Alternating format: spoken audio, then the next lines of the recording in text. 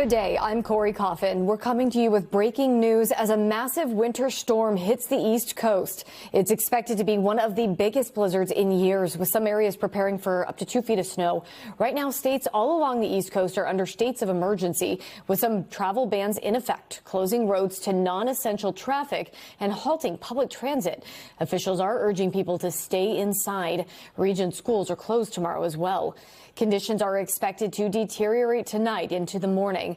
And as the snowfall picks up, we could see widespread power outages. Right now, massive wind gusts are pummeling the Jersey Shore, the storm triggering dangerous surf and high tides there and all other areas along the coast. The governor of New Jersey issuing this warning. The entire state of New Jersey, all 21 counties, is under a blizzard warning for the first time in 30 years. This is likely to be the worst storm that we have seen since 1996. There is a 90% likelihood of the whole state getting a foot of snow or more. All right, let's now go to Valerie Castro, who filed this report from New Jersey, where conditions are worsening by the hour.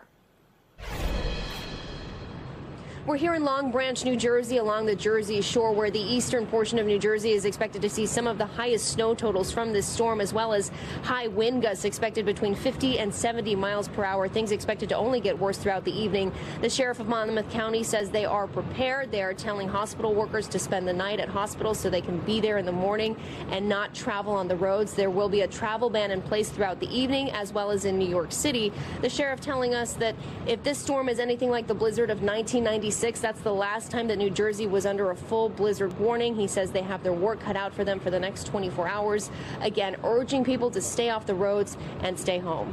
Back to you.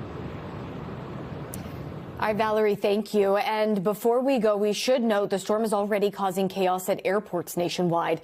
More than 6,100 flights are delayed and another 3,300 canceled.